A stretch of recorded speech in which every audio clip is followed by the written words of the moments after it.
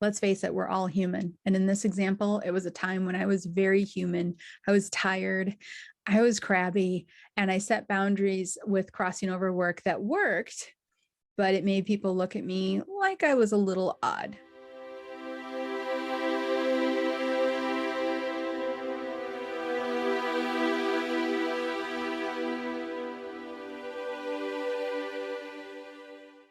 There are times in doing crossing over work that you catch yourself uh, realizing that somebody might be looking at you in a strange way because you've done something kind of strange. And that's okay. It happens. It's part of it. And this is one of those times. So let's go back a number of years. My kids were early teens and the family was going to go on a road trip. We were going to go on a 6-month road trip. So we were renting a house at the time. We stopped the rental and we were going to take off for 6 months and then come back and rent something new. Well, we got another job that came through in the company that we had, and it was a 2-month job. So we were stuck there for 2 more months. We had to move out of the rental. We couldn't hit the road yet. We had to get this job done. So for 2 months, we stayed in a hotel, one of those extended stays that you can pay monthly. It worked out great, worked out fine, except I was bombarded. I was bombarded with spiritual energy. I was bombarded with spirits that were stuck and needed help. Now, this might not be a really bad thing because it's good. This is the work that we do. This is what it's all about. But it was heightened and it was more than I was used to for a couple of reasons. I left the rental, the home that we had been in for 4 years that had wonderful energetic walls that I had built up around it. So when I was off duty, I was off duty, moved into this hotel for 2 months where I was in a completely brand new space. It wasn't my space. I hadn't set up, a whole lot of time I didn't have a whole lot of time setting up my energetic space in this place. And on top of it, this was the 2 months that I chose to go every day and edit Cracking Open, the book that came out in 2011.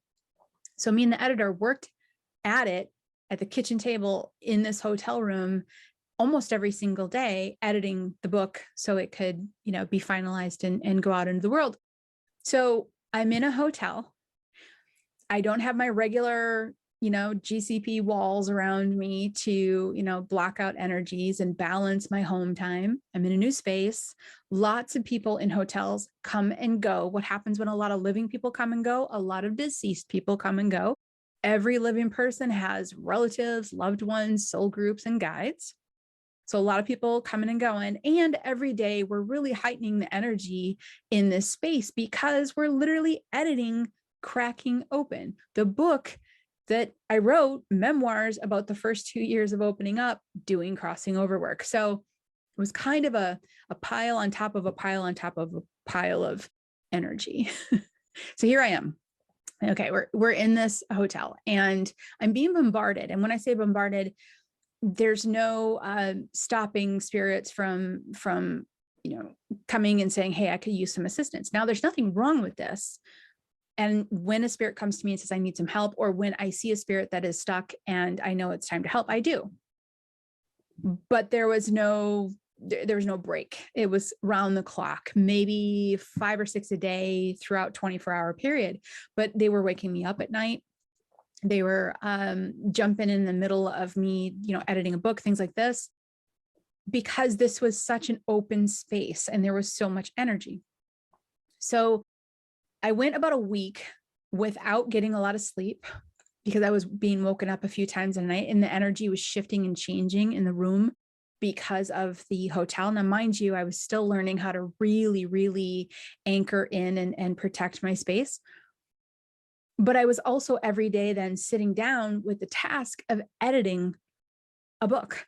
And it's a hard task for a mathematician. Like, I'm a math major. It was not exactly the easiest thing for me to do. Luckily, I had a fantastic editor. So I'm a little tired and I'm a little burnt out and I haven't had a good night's sleep and I'm in a strange place and all of our plans had changed. So everything was kind of up in the air. I eventually got to the point where I was frustrated. I just wanted some peace and quiet.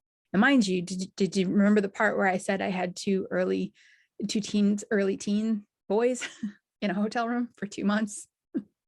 So, you know, there was a lot going on and I was a little bit burnt out and stressed. So I was tired.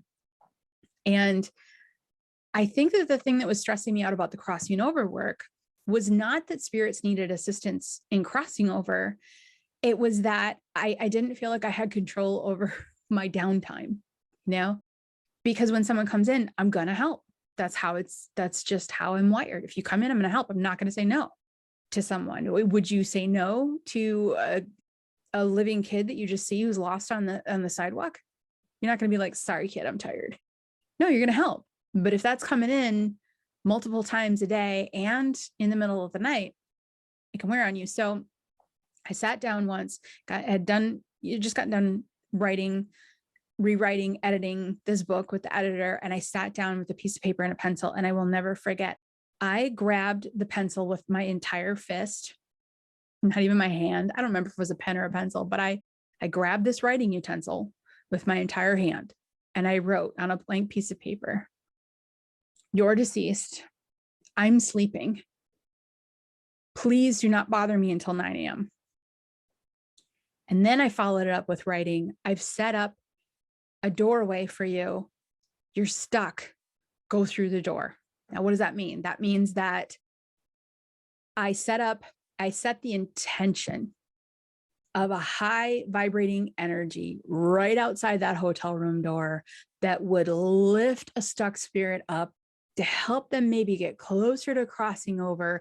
It was my way of saying, hey, I'm going to set up this permanent energetic space that will help you to cross over. Hopefully it will, might not completely work, but hopefully it will. So, you know, this energetic, I don't want to say portal because it's not a portal. It was more like a light door or something like that to say, hey, here's the intention. Here's my love. I'm going to pour it into this light and let that light help you cross over. Now I took this sign and I imagined with intent setting up this light energy kind of doorway right outside the hotel room door, meaning I was thinking in terms of, okay, symbolically, they're coming into my hotel room. So I'm going to set the intention that they come to the front door of this room, they see that door and they read this note, and hopefully they try to mesh with that higher vibrating energy and help them to cross over. Who can you see? Like I'm reliving it. Can you feel me exhausted, tired, frustrated? And then I took that sign and I took a piece of tape and I taped it to the inside of the hotel room door. So in the hotel room, I taped it to the door with the words facing out, like out into the hall. So when it was done, there was just a blank piece of paper hanging on the door, on the inside of the door of the hotel room. So in summary, out of frustration, I don't know why, but just just quirky, I was like, maybe this will work. And I wrote on this note, "You're deceased. I'm sleeping. Please don't bother me until 9 a.m. I've set up the energy right here. Feel the energy, the higher vibration, go into that, and hopefully it'll help you cross." Okay. Taped the sign to the door, went to bed. And I was like, I just want one night where I sleep through the night. And all of a sudden I'm woken up, right? I'm sleeping. I am out cold, sleeping. And I'm woken up by a woman in spirit form. And I could feel her energy saying, "Can you help me?"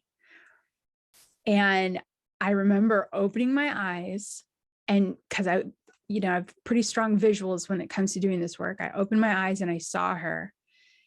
And in my mind to her, because I didn't want to wake anyone else up, I said, "Didn't you read the sign?" And she looked at me. This is fair. So I had this coming. This is fair. She looked at me and I could see her frustration on her face. She pointed her finger sharply toward the alarm clock next to my bed, and it said 9 a.m. And I just relaxed. I said, fair, totally fair, totally fair. And I got up and I helped her cross over, and I went through my day. And when I would run into someone who needed something, I crossed them over. I will say in the 2 months that I was there, every day I did GCP on the hotel room. And every single day it got a little bit easier, that when I was in the hotel room, I was kind of off hours unless it was an emergency. And then when I was outside of the hotel room, I was, or if I set up space where I was allowing in to connect with anybody that needed help. But over time, the GCP that I did on the hotel room over those 2 months really, really did help. But this was the initial moment of it. And what a dear sweetheart she did. She waited until 9 a.m. Now, setting these boundaries, sometimes we have to do this as people who do crossing over work, because being on call 24/7, especially with a job that you love so much and your heart is so connected to it, and you will never say no to helping a soul that needs some help. You do need to set boundaries and say, okay, this is the time that I need to replenish, because you also need to be in your best place to do this work as well. Here's a quirky thing. I was so excited that I got to sleep through the night, now that she pointed out that I really did sleep through the night and I need to get over my bad self and get up at 9 a.m. and help her like I said I would. And I did. But after sleeping through the night, I thought, oh, it worked. Good. This is the only boundary I need to set up right now. And just I'm sleeping through the night. During the day, anyone that I come across that needs assistance, I'm happy to help them. And it worked great. I kept the sign up. And here's the fun part. Because I kept the sign up, it took me a few days to realize why the staff in the hotel were looking at me like I was odd or weird. And all of a sudden, a couple of days in, I'm walking down the hallway and a staff member of the hotel came around the corner, saw me, and then turned around and left. And I went, what is going on that people are looking at me all? And then I went, oh boy, okay. The cleaning crew who's been in there saw the note, read the note, and then told all the rest of the staff. So for 2 months, I was that lady. I was that lady in the hotel. But I tell you what, I wasn't going to take that note down. Nope, not at all. My intention with the note was all good. I wanted to get the sleep and get the rest that I needed so I could be at my best, so I could continue to help. I set up the energy of a higher vibration right outside that door in hopes that it helps someone to cross over. And between the boundaries, that high energy, and then me in my waking state, willing to help anybody and everybody that needed help, it all ended up working out just fine. And I got to tell you, that hotel was sparkly clean energetically by the time we left and hit the road. It was really an interesting experience. So even if you find yourself coming off as that quirky, odd person, maybe getting a side look from somebody that's like, okay, you're weird, don't worry about it. Know that your heart is doing the right work and you're helping spirits that are stuck, because ghosts are people too. This podcast is brought to you by the SAGE Method, the most comprehensive and down-to-earth intuitive development training available. Is this your year? Is it finally your time to increase your intuition, bring in more abundance, and experience the bliss you deserve? If yes, then join thousands of students across the world for a 7-week journey to uncover your natural, beautiful, and strong intuition. Visit us at thesagemethod.com for more information.